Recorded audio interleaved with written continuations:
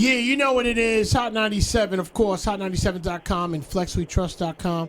I got my man Prodigy from Mob Deep on the phone. What's up, my brother?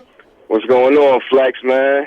I heard you on the book run in Connecticut right now. Yeah, I just came from a speaking engagement, actually, at this college, UConn, you know? Okay. I've had a chance to kind of review a couple things about the book, and I was so surprised you shared so much about your personal life and about, your vibes and what you feel, man.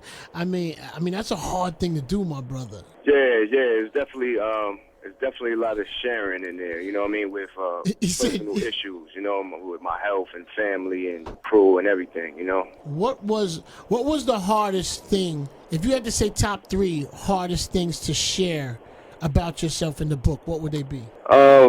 Probably mostly about the pain that I had to go through as a young kid with the sickle cell, and that was probably one of the hardest things to do, just to relive all of that stuff. It was kind of hard. Now, when I know, of course, everyone knows recently you came out and you were in for a while, and was this always your plan to tell your life story or the things that you've been through before you got locked up? Yeah, I actually started writing the book in 2004. Okay. And, we were doing a lot of touring, and we did the G-Unit deal, and, it slowed the process of me writing down. But then, after the touring and everything, I started picking back up again around 2006. Mm-hmm. And then, I caught the case, so I ended up finishing the book while I was in prison. Yeah. Now, of course, Prodigy, you have stirred up so much. You've woken a lot of people up. Yeah. I was surprised. I mean, you have a couple things going on now, my brother. You have, you've had N.O.R.E. express some concern. Is that a good way to put it? Yeah. How did you feel? I guess N.O.R.E. feels you shared a couple things maybe that he wished you didn't share, and what's your take on it, my brother? Well, number one, it's all real. Everything that, is factual. It really happened. I'm sure that it's probably a couple of things that he probably, wished that didn't come to light or whatever. But this is a true story, and this is what really happened. And, I got love for N.O.R.E. Like, N.O.R.E.'s my man. Like, we do music together, like me and him, and we got a good bond, After all the, the little dramas that happened between our crews, me and N.O.R.E. actually got together and put our differences aside, and we were thinking like businessmen, and we kept our relationship going. After things cooled down a little bit, we decided to, this music that we do is important, and this thing that we're doing is real important, so we need to stick together and make this happen. So that's what we did. And in no way, shape, or fashion or form am I disrespecting him in any way in the book, or anything like that. I wouldn't do that to him because I had that respect for him. So it's probably just, people are upset because, stories are coming out now that people never knew before. And probably certain people, didn't want that stuff being known because it might affect them a little bit how people look at them. You know what I'm saying? Well, let me ask you something. Capone, I'm sure you've seen him online today. He's definitely not happy. He's definitely not in a good space. How do you feel about that? How do you feel? I know you know him, and he knows you.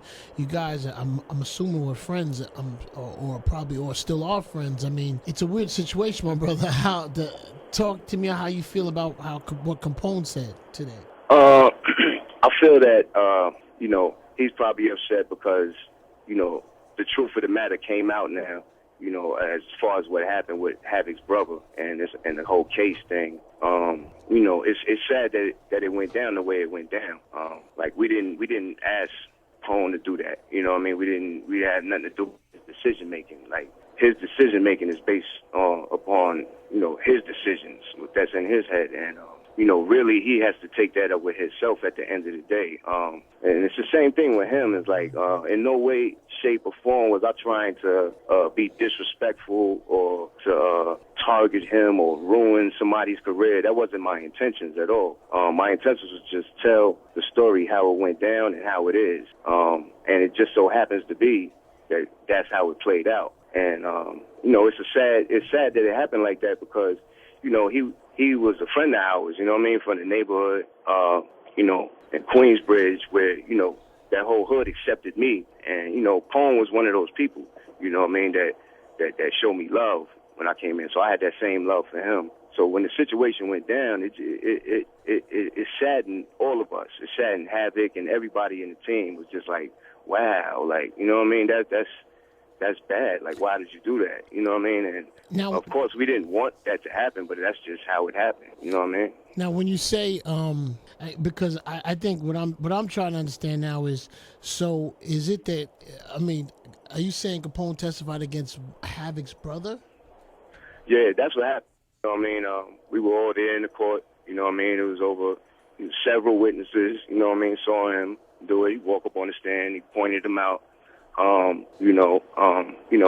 It said the county clerk's office is all on paperwork, so I'm not making up a story trying to target somebody or trying to, it has nothing to do with him personally. It's just what happened with Havoc's brother. We're telling a story that's significant to our life. It's significant to my life and what was going on with me and my team at this time. Now, has N.O.R.E. or Capone reached out to you? Yeah, I reached out to N.O.R.E. as a matter of fact when I heard some things going on the internet where some people were saying some things on Twitter or whatever. So I reached out to N.O.R.E. and I was like, yo, man, let me tell you something. I speak highly of you in the book. Like, I got respect for you, and I didn't disrespect you in any way in the book. Like, it's just all real what happened. And he was like, yo, no doubt, son. He was like, you my man, son. Like, a lot of people around me, they upset. They don't understand our relationship like that. We have a bond, and it's nothing like there's no drama between us. He was like, but the whole Pone situation that has nothing to do with me. That's a different story. You know what I mean? Has anyone so I was like, cool. Has anyone else reached out to you after you dropped your book to talk to you or tell you what they think? Not really, nah. Just a lot of people from the hood. They calling me, a lot of people from Queensbridge calling me and like, yo, you stirring up a lot of stuff with this book, man. You know what I mean? My man, this book's heavy out here, Prodigy. I think not heavy, not because there's names we know, man. I think it's heavy because you're just sharing things that you share things about yourself that you didn't want to share, and you shared. It's not like exactly. It's definitely rocking a hard place for you, my brother, because it's definitely sharing things that maybe people didn't want shared. It's like it's a fine line to teeter, man. But I guess that's the definition of a great book is when you have this much people talking about it. And another thing I just want to be clear about, is when I came home, I reached out to N.O.R.E. That was one of the first people I wanted to reach out to. And how'd that go? And so I reached out to him. I got him on the phone, and we had a long conversation, about putting our differences aside, because me and him really never had a personal beef between each other. It was always like a couple people in his crew and a couple people in my crew, and they just didn't get along, with each other. And gotcha. So that's where it comes from. It wasn't nothing personal between me and him, exactly. Gotcha. You know what I mean? Mm-hmm. So, and we both knew this at the time, you know what I mean? It was just like real, like bravado type of stuff, you know what I mean? And, just little cruel beefs. It was real petty, to tell you the truth. And, I reached out to him, man, because I knew that was something that needed to happen, you know what I mean? And we needed to put this behind us because it's real corny, to tell you the truth. So I just want people to know, like, it's good energy, it's good vibe. Yeah, we good right now. Like, we really working, and we got some surprises for people that we about to do that people don't have no idea what we about to do right now. So that's what it is. And I explain everything in the book. Basically, you'll read it and you'll see like, wow, that's what was going on. You know what I mean? And at the same time, you'll see that it's love, man. Even though I talk about real situations and what was happening, there was little dramas and all that.